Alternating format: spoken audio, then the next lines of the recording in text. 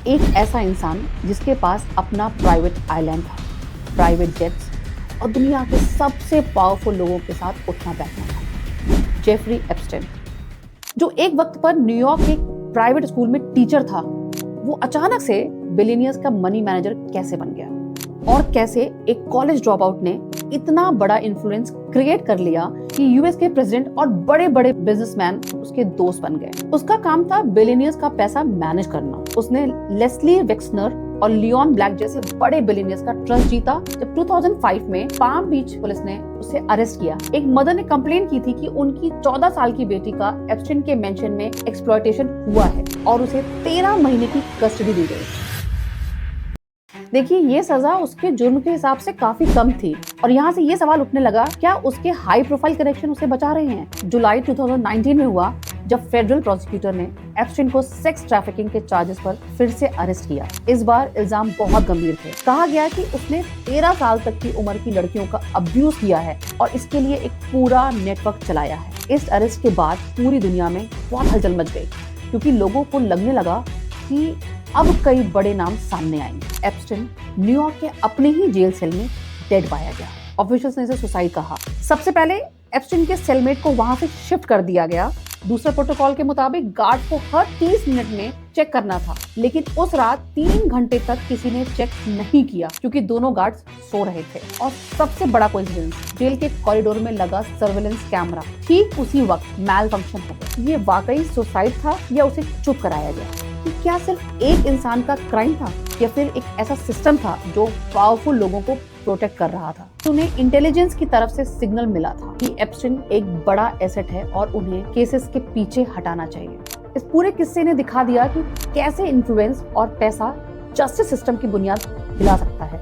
एप्स्टाइन तो चला गया, लेकिन उसका बनाया हुआ वो डार्क नेटवर्क और उसमें शामिल बड़े नाम आज भी इन्वेस्टिगेशन का हिस्सा है। देखिए, सच जो भी हो, पर यह केस हमेशा इस बात का सबूत रहेगा कि सिस्टम में लूपहोल्स कितने गहरे हो सकते हैं। क्या एप्स्टाइन सिर्फ एक मौरा था या वो खुद उस सिस्टम का आर्किटेक्ट था? आज की वीडियो में हम जेफरी एप्स्टाइन की लाइफ की उसी पैटर्न को समझेंगे कि कैसे एक मामूली शुरुआत से शुरू होकर वो दुनिया का सबसे बड़ा स्कैंडल का सेंटर बना और एंड में एक जेल सेल में उसकी कहानी खत्म हुई।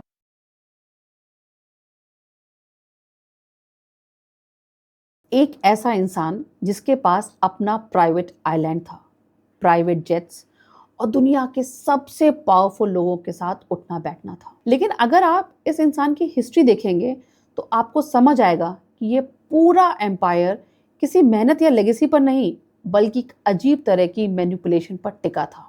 जेफरी एप्स्टाइन, जो एक वक्त पर न्यूयॉर्क के प्राइवेट स्कूल में टीचर था, वो अचानक से बिलियनियर्स का मनी मैनेजर कैसे बन गया और कैसे एक कॉलेज ड्रॉप आउट ने इतना बड़ा इन्फ्लुएंस क्रिएट कर लिया कि यूएस के प्रेसिडेंट और बड़े बड़े बिजनेसमैन उसके दोस्त बन गए। आज की वीडियो में हम जेफरी एप्स्टाइन की लाइफ की उसी पैटर्न को समझेंगे कि कैसे एक मामूली शुरुआत से शुरू होकर वो दुनिया का सबसे बड़ा स्कैंडल का सेंटर बना और एंड में एक जेल सेल में उसकी कहानी खत्म हुई।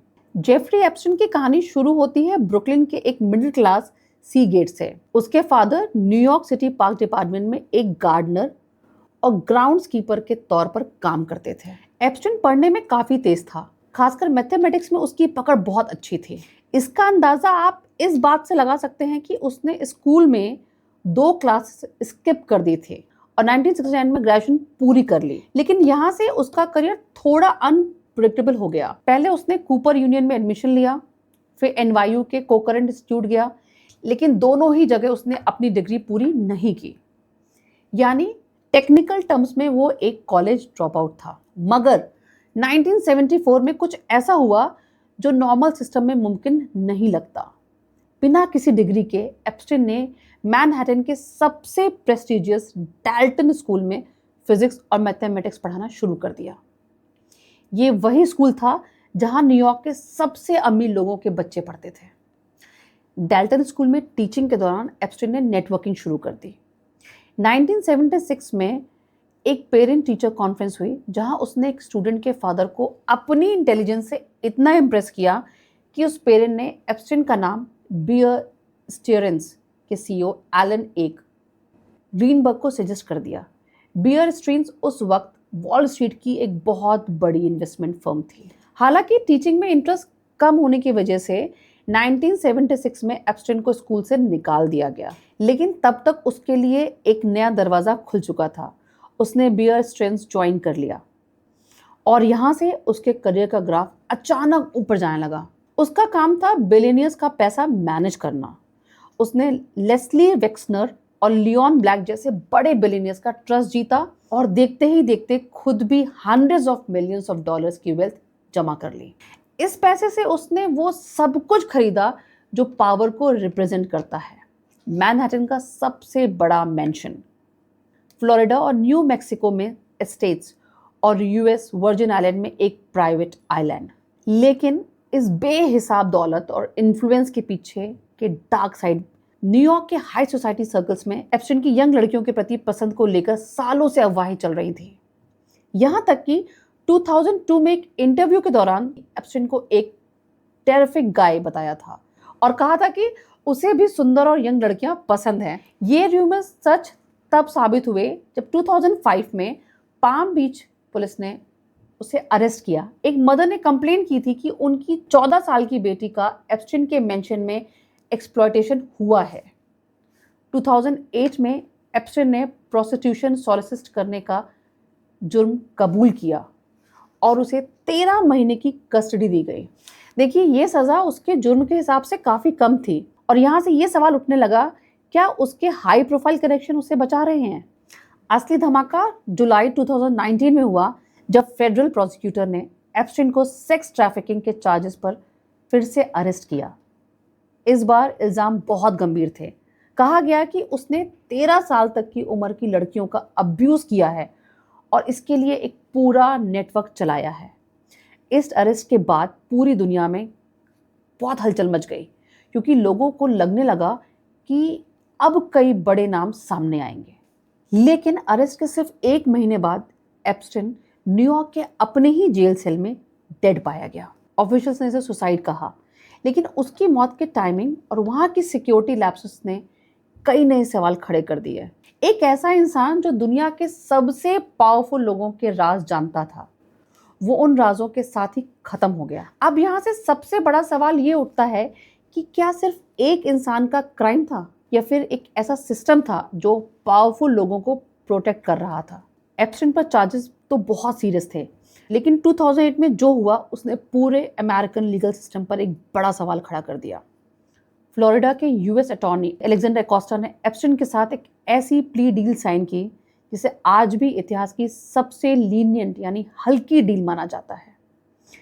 इस डील के मुताबिक एप्स्टेन पर कोई फेडरल चार्जेस नहीं लगेंगे। उसे सिर्फ स्टेट लेवल के 1-2 छोटे मोटे गुनाहों के लिए गिल्टी माना गया, प्रोस्टिट्यूशन सॉलिसिट करना और एक माइनर को इसमें इन्वॉल्व करना। यानी जहां उस पर 40 लड़कियों के अब्यूज का साया था, वहां सजा सिर्फ 13 महीने की जेल। और सबसे मजेदार बात देखिए, जेल में रहते हुए भी उसे एक स्पेशल प्रोविजन दिया गया। एप्स्टेन हफ्ते में 6 दिन के 12 घंटे जेल से बाहर रह सकता था ताकि वो अपने पाम बीच ऑफिस में काम कर सके। बाद में कोस्टा ने खुद ये कहकर सबको हैरान कर दिया कि उन्हें इंटेलिजेंस की तरफ से सिग्नल मिला था कि एप्स्टेन एक बड़ा एसेट है और उन्हें केसेस के पीछे हटाना चाहिए। सालों तक एप्स्टेन ने अपनी लाइफ ऐसे ही जी जैसा कुछ हुआ ही ना हो। लेकिन 2018 में एक इन्वेस्टिगेटिव रिपोर्ट जूली के ब्राउन ने इस दबे हुए राज को फिर से खोदा। उन्होंने एक एक करके 80 सर्वाइवर्स को खुद ढूंढ निकाला और उनकी दर्दनाक कहानियों को दुनिया के सामने रखा। इस इन्वेस्टिगेशन से ये साफ हो गया कि एप्स्टेन अकेला नहीं था। 2023 के सिविल केसेस में तो जेपी मॉर्गन और डॉयश बैंक जैसे बड़े बैंक्स पर भी उंगली उठाई गई। उन्हें पता था कि एप्स्टेन का पैसा कहां से आ रहा है, फिर भी उन्होंने उसका साथ दिया। जूली की रिपोर्ट का असर यह हुआ कि 2019 में न्यूयॉर्क के फेडरल प्रोसिक्यूटर ने नया केस फाइल किया। 6 जुलाई 2019 को टेट्रा बोरा एयरपोर्ट पर जैसे ही एप्स्टेन अपने प्राइवेट जेट से उतरा, उसे अरेस्ट कर लिया गया। इस बार कोई डील नहीं थी और ना ही कोई बेल। उसे सीधा मैनहट्टन की सबसे सिक्योर मानी जाने वाली मेट्रोपॉलिटन करेक्शन सेंटर में भेज दिया गया। अब कहानी उस रात पर आती है जिसने हजारों कॉन्स्पिरेसी थ्योरीज को जन्म दिया।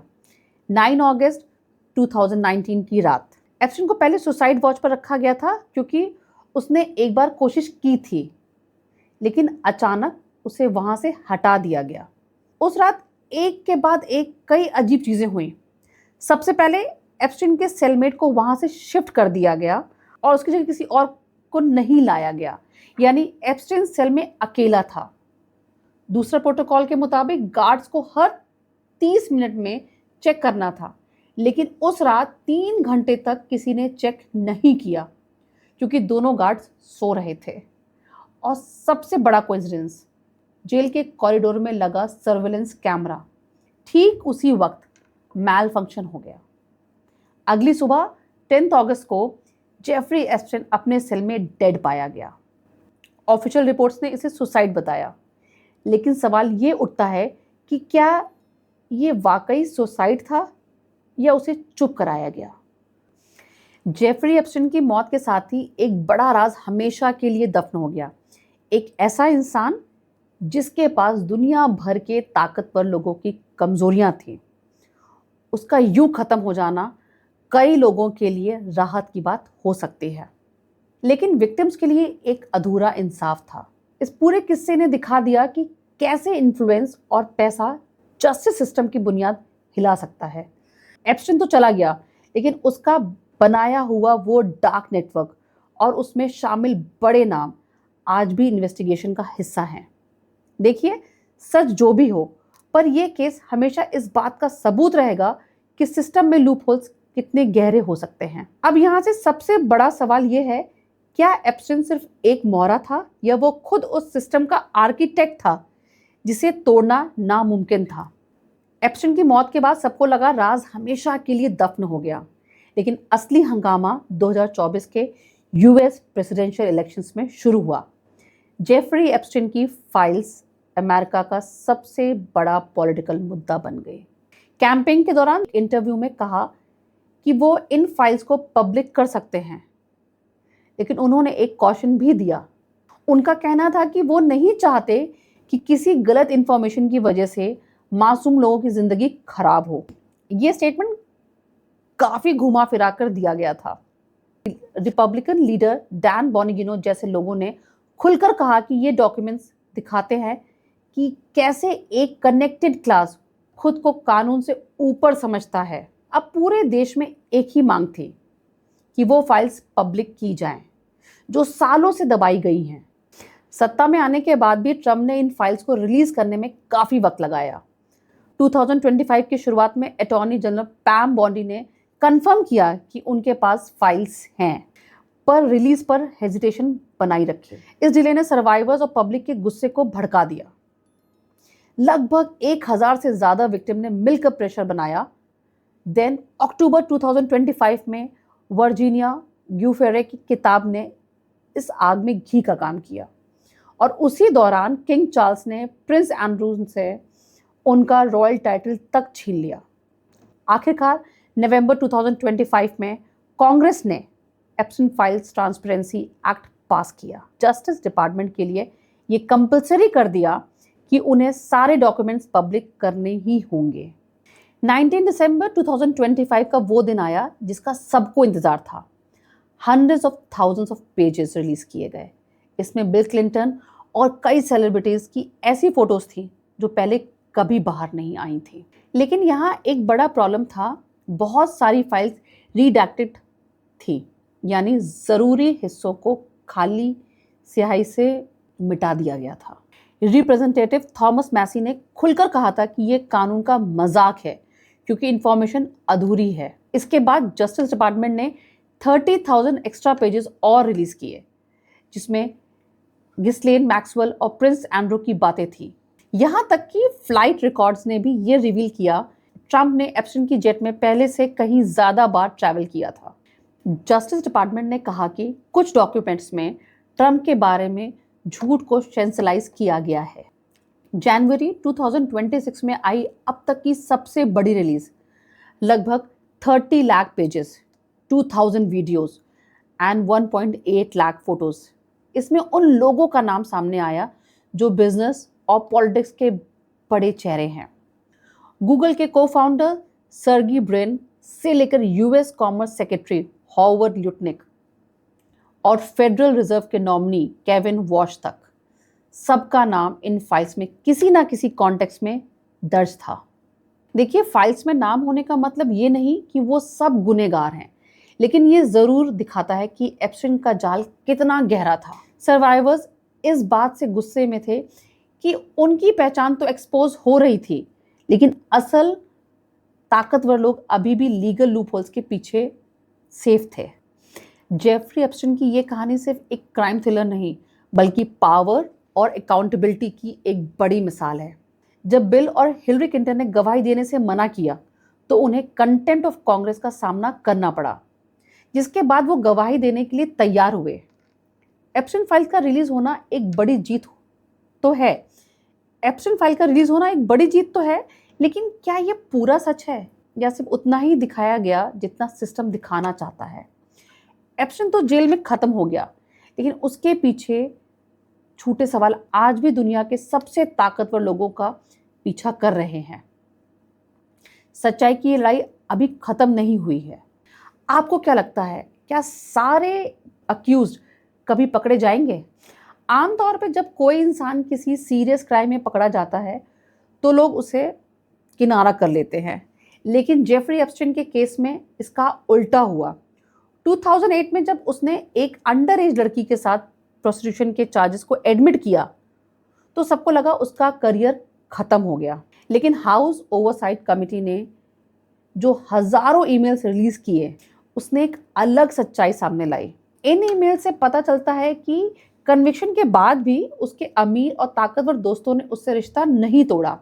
इनफैक्ट 2009 से लेकर 2019 तक, यानी उसकी जेल से रिहाई से लेकर दोबारा अरेस्ट होने तक, उसका नेटवर्क और भी ज्यादा एक्टिव हो गया। एप्स्टाइन का इन्फ्लुएंस किसी एक आइडियोलॉजी या पार्टी तक लिमिटेड नहीं था। देखिए कितना अजीब है, उसके कॉन्टेक्स्ट में जहां एक तरफ दुनिया के बड़े लेफ्टिस्ट नोआम चॉम्स्की जैसे लोग थे, वहीं दूसरी तरफ डोनाल्ड ट्रंप की करीबी और right wing strategist Steve Bannon भी शामिल थे। इसका मतलब ये हुआ कि एप्स्टाइन ने लेफ्ट और राइट दोनों पॉलिटिकल साइड्स में अपनी जगह बना रखी। उसका ये नेटवर्क सिर्फ अमेरिका तक नहीं, बल्कि इंटरनेशनल बॉर्डर्स के पार फैला हुआ था। इन दोस्तों के लिए वो सिर्फ एक कॉन्विक्टेड सेक्स ऑफेंडर नहीं, बल्कि ऐसा इंसान था जिसके पास हर चीज का सल्यूशन था। इन ईमेल से ये भी पता चलता है कि लोग एप्स्टाइन के पास किस तरह की बातों के लिए जाते थे। कुछ लोग उसे लीगल केसेस के वक्त सपोर्ट दिखाने के लिए जाते थे, तो कुछ लोग उसे पर्सनल एडवाइस मांगते थे, जैसे कि डेटिंग लाइफ में क्या करना चाहिए। यहाँ तक कि लोग उसे इंटरनेशनल ऑयल प्राइसेस पर भी मशवरा लेते थे। सबसे हैरान करने वाली बात यह थी कि एक केस में तो एप्स्टाइन से ये पूछा गया कि सेक्सुअल हरासमेंट का एलिगेशन का जवाब कैसे देना चाहिए। सोचिए, एक कॉन्विक्टेड सेक्स ऑफेंडर दूसरे को हरासमेंट से बचने की एडवाइस दे रहा है। ये ईमेल्स उन लोगों को किसी क्राइम में डायरेक्टली इन्वॉल्व नहीं करते, लेकिन ये ज़रूर दिखाते हैं कि एप्स्टाइन का दबदबा कितना खतरनाक था। यानी पूरी दुनिया के लिए वो एक क्रिमिनल था, लेकिन इन इन्फ्लुएंशियल लोगों के लिए वो एक फिक्सर और एक की था जो बड़े बड़े दरवाजे खोल सकता था। इन डॉक्यूमेंट्स का रिलीज होना इसलिए ज़रूरी नहीं था कि सब अक्यूज्ड हैं, बल्कि इसलिए था ताकि दुनिया देख सके कि सिस्टम में अकाउंटेबिलिटी कैसे खत्म करती है। एप्स्टाइन की 2019 में मौत ने कई कॉन्स्पिरेसी थ्योरीज को जन्म दिया और इन ईमेल्स ने उन थ्योरीज को और भी हवा दी। इसका मतलब यह है कि जब तक हर एक ईमेल और हर एक लिंक की पूरी जांच नहीं होती, एप्स्टाइन का साया अमेरिका की पॉलिटिक्स और हाई सोसाइटी पर हमेशा रहेगा। जेफरी एप्स्टाइन की डेथ ने कहानी खत्म नहीं की, बल्कि उसने दुनिया के सामने ऐसा आईना रख दिया जिसमें सिस्टम की सारी बुराइयां साफ दिख रही थी। ये केस सिर्फ एक इंसान के बारे में नहीं था, ये उस नेटवर्क के बारे में है जो पैसे और पावर के दम पर किसी भी कानून का मजाक बना सकता है। एप्स्टाइन फाइल्स का रिलीज होना एक शुरुआत है, अंत नहीं। अगला सवाल ये है कि क्या ये सारे राज खुलने के बाद वाकई कुछ बदलेगा या फिर सब कुछ नॉर्मल हो जाएगा। एप्स्टाइन की मौत को लेकर सरकारी तौर पर तो सुसाइड कह दिया गया, लेकिन उसके परिवार ने इस पर बड़ा सवाल खड़ा कर दिया। उनका मानना था कि ये सुसाइड नहीं बल्कि एक प्लान्ड मर्डर था। इस स्पेकुलेशन ने आग में घी का काम किया और पूरे अमेरिका में खासकर मागा मूवमेंट के सपोर्टर्स के बीच कॉन्स्पिरेसी थ्योरीज फैलने लगी। लोगों का मानना था कि एप्स्टाइन के पास एक ऐसी सीक्रेट क्लाइंट लिस्ट है जिसमें दुनिया के सबसे बड़े बिलियनियर्स और एलीट लोगों का नाम दर्ज है और इसी लिस्ट को छुपाने के लिए उसे रास्ते से हटा दिया गया। ये सस्पेशन पिज्जा गेट जैसे फार राइट थ्योरी से जुड़ने लगा, जिसमें बिना प्रूफ के ये दावा किया गया था वॉशिंगटन डीसी की एक पिज्जा शॉप चाइल्ड ट्रैफिकिंग में उसे यूज कर रही थी, जहां लोगों को लगने लगा कि एक बहुत बड़ा ग्लोबल नेटवर्क पर्दे के पीछे से बच्चों की ट्रैफिकिंग कर रहा है। लेकिन ब्रिटानिका और ऑफिशियल रिकॉर्ड से एक अलग ही तस्वीर पेश करते हैं। मर्डर के दावे के लिए कभी कोई क्रेडिबल एविडेंस यानी पुख्ता सबूत नहीं मिला। इसके उल्टा अगस्त 2019 में यह रिवील हुआ कि अपनी मौत के महज 2 दिन पहले एप्स्टाइन ने अपनी फाइनल विल साइन की थी, जो इशारा करती है कि वो अपना अंत पहले से जानते थे या उसने किसी तरह की तैयारी कर ली थी। जून 2023 में डिपार्टमेंट ऑफ जस्टिस के ऑफिस ऑफ इंस्पेक्टर जनरल ने एक एग्जॉस्टिव रिपोर्ट दी। उन्होंने स्टेट ऑटोप्सी से सहमति जताई और साफ कहा कि इन्वेस्टिगेशन में ऐसा कोई सबूत नहीं मिला जो मौत में किसी क्रिमिनल एक्टिविटी या बाहरी इंसान का इन्वॉल्वमेंट की तरफ इशारा करे। सबसे बड़ा सवाल वही था, क्या कोई क्लाइंट लिस्ट है? डीओजे एंड एफबीआई ने इस पर से पर्दा उठाया। उन्होंने digital databases, hard drives, logged cabinets और डेस्क की पूरी तलाशी ली। इस रिव्यू में 300 GB से ज़्यादा डेटा मिला, जिसमें एक large number of illegal images और वीडियोस थी जो बच्चों के एक्सप्लॉयटेशन से जुड़ी थी। लेकिन उन्होंने साफ कर दिया कि किसी पूरे डेटा में ऐसी कोई इनक्रिमिनेटिंग क्लाइंट लिस्ट नहीं मिली जो उन लोगों के खिलाफ नया केस बनाने में मदद करे जो पहले से अक्यूज नहीं थे। सरकारी तौर पर यह कह दिया गया कि कोई सीक्रेट लिस्ट एग्जिस्ट नहीं करती। उन्होंने ये भी कंफर्म किया कि एप्स्टाइन ने लगभग 1000 से ज़्यादा विक्टिम को नुकसान पहुंचाया था और बेबुनियाद थ्योरीज फैलाना विक्टिम के साथ इंसाफ नहीं है। गवर्नमेंट ने जेल के घंटों के सीसीटीवी फुटेज रिलीज किए, जिसमें दिखाया गया कि सुसाइड के वक्त एप्स्टाइन के सेल के इलाके में कोई एंटर या एग्जिट नहीं हुआ था। इन रिपोर्ट्स ने सरकारी तौर पर तो केस क्लोज कर दिया था, लेकिन पब्लिक के दिमाग में सवाल अभी भी जिंदा है। क्या वाकई कोई लिस्ट नहीं थी या सिस्टम ने उसे कभी बाहर आने नहीं दिया? जेफरी एप्स्टाइन की ये कहानी दिखाती है कि इंसाफ की राह कितनी उलझी हो सकती है। 1000 से ज्यादा विक्टिम्स की चीखें और दुनिया के सबसे ताकतवर लोगों की खामोशी के बीच ये केस हमेशा के लिए ह्यूमन हिस्ट्री का एक डार्क चैप्टर बनकर रह जाएगा। 30 जनवरी की वो तारीख जब यूएस गवर्नमेंट ने जेफरी एप्स्टाइन से जुड़ी फाइल्स का सबसे बड़ा कच्चा चिट्ठा खोलकर रख दिया। लगभग 3 million pages, 1.8 lakh images and 2000 videos. ये सिर्फ डॉक्यूमेंट्स नहीं थे, ये पूरी दुनिया के एलीट नेटवर्क की एक मैप था। इन फाइल्स में इलॉन मस्क से लेकर बिल गेट्स और रिचर्ड ब्रांसन जैसे बड़े नाम का जिक्र मिला। अथॉरिटीज ने साफ कहा कि इन फाइल्स में नाम होने का मतलब गुनहगार होना नहीं है। लेकिन सवाल ये उठता है कि आखिर इतने बड़े लोगों का एक कॉन्विक्टेड क्रिमिनल के साथ क्या काम था? इलॉन मस्क और एप्स्टाइन के बीच ट्रैवल प्लान्स को लेकर बातचीत सामने आई। वहीं बिल गेट्स के केस में कुछ ऐसी ईमेल्स मिली जिन्हें उनकी टीम ने पूरी तरह गलत और फेक बताया। सिलसिला सिर्फ बिजनेसमैन तक नहीं रुका। ब्रिटिश रॉयल फैमिली के एंड्रू माउंटबेटन विंसर, सारा फेगुसन और लॉर्ड मिडलसन के नाम भी फाइल्स में सामने बार बार आए। हालांकि इन सब ने किसी भी गलत काम से इनकार किया, लेकिन फाइल्स में इनका कॉन्टेक्स्ट काफी धुंधला यानी अनक्लियर था। नाम भी सैकड़ों एंट्रीज में दिखा, लेकिन रिपोर्ट के मुताबिक इनमें से ज्यादातर अनवेरिफाइड टिप्स पर बेस्ड थे। ट्रंप ने हमेशा की तरह इन बातों को बकवास बताया, लेकिन अब तक एक बात साफ हो चुकी थी, एप्स्टाइन का इन्फ्लुएंस सिर्फ एक पार्टी या एक देश तक नहीं था, बल्कि पूरी दुनिया के पावर स्ट्रक्चर में फैला हुआ था। सबसे हैरान करने वाली बात यह थी कि एप्स्टाइन के सर्किल में हर तरह के लोग थे। गूगल के को founder Sergey Brin, Hollywood producer Brett Ratner और यहाँ तक कि नोआम चॉम्स्की जैसे इंटेलेक्चुअल का भी जिक्र इन कम्युनिकेशन में मिला है। हर किसी की कैपेसिटी अलग थी। कोई पर्सनल एडवाइस ले रहा था तो कोई प्रोफेशनल नेटवर्क बढ़ा रहा था। इन सब लोगों का एक ही कहना था कि उन्हें एप्स्टाइन की इलीगल एक्टिविटीज का कोई अंदाजा नहीं था। उन्होंने उसकी मौत से बहुत पहले ही उससे रिश्ता तोड़ दिया था। इतनी बड़ी रिलीज ने एलीट अकाउंटेबिलिटी पर एक ऐसी डिबेट छेड़ दी जो शायद अब कभी खत्म नहीं होगी। इन मिलियंस ऑफ पेजेस के पब्लिक होने का असर तुरंत दिखने लगा। दुनिया भर के कई बड़े लोगों ने अपने पद से इस्तीफा दे दिया। नए इन्वेस्टिगेशन शुरू हुए हैं और एलीट अकाउंटेबिलिटी को लेकर एक नेशनल डिबेट छेड़ दी गई है। एप्स्टाइन फाइल्स ट्रांसपेरेंसी एक्ट ने वो कर दिखाया जो सालों से रुका हुआ था। सच को पर्दे से बाहर लाया। जेफरी एप्स्टाइन तो जा चुका है, लेकिन उसकी ये फाइल्स दुनिया को हमेशा याद दिलाती रहेंगी कि पावर कितनी भी बड़ी हो, कानून से ऊपर नहीं हो सकती। 1000 से ज्यादा विक्टिम्स की लड़ाई अब इस नए मोड़ पर पहुंची है जहां चेहरे सामने हैं। अब सिर्फ इंसाफ का इंतजार है।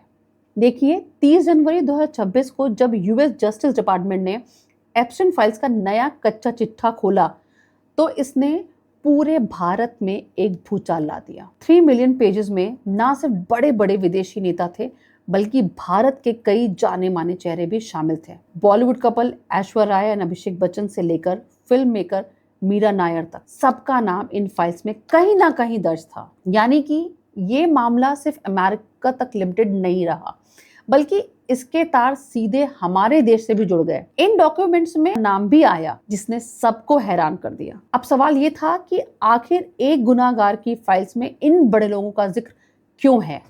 अब होता क्या है, भारत ने इस पर बिल्कुल भी देर नहीं की और तुरंत ही एक स्ट्रॉन्ग आंसर दिया।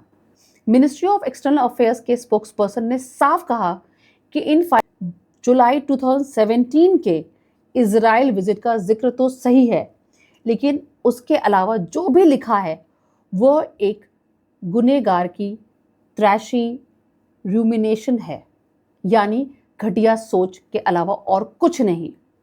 देखिए, सरकार ने क्लियर कर दिया कि इन बातों का कोई वजूद नहीं है और इन्हें पूरी तरह से डिसमिस कर देना चाहिए। यानी कि इंडियन गवर्नमेंट का स्टैंड एकदम साफ था। ये क्लेम्स बिल्कुल बेसलेस है और सिर्फ अफवाहों पर बेस्ड है। लेकिन बात सिर्फ यहाँ खत्म नहीं हुई। इस रिलीज ने भारत के इंटरनल पॉलिटिक्स में एक नई बहस छेड़ दी।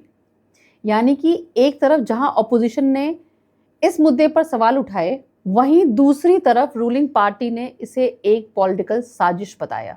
अब इस पूरे मामले ने दिखा दिया कि कैसे एक क्रिमिनल ने अपनी फेक ईमेल्स या सही ईमेल्स और बातों के सहारे दुनिया भर के पावर सेंटर्स में घुसने की कोशिश की थी। ये कोई रैंडम चीज़ नहीं थी, बल्कि दिखाता है कि पावर के पीछे कैसे कैसे लोग छुप कर बैठे हो सकते हैं। देखिए, जेफरी एप्स्टाइन की ये कहानी हमें एक बड़ा सबक सिखाती है। इंसाफ की ये राह बहुत उलझी हुई है।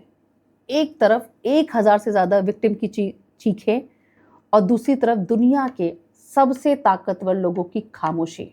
यानी कि ये केस हमेशा के लिए ऐसा काला अध्याय रहेगा जिसके सारे राज शायद कभी बाहर ना आ पाए। पर सवाल आज भी वही है, क्या वाकई कोई क्लाइंट लिस्ट नहीं थी या सिस्टम ने उसे कभी बाहर आने नहीं दिया। ये थी जेफरी एप्स्टाइन केस की पूरी रिपोर्ट। आपको क्या लगता है, क्या सरकारी रिपोर्ट्स में पूरा सच है? हमें कमेंट्स में ज़रूर लिख के बताइए। Stay analytical, stay informed.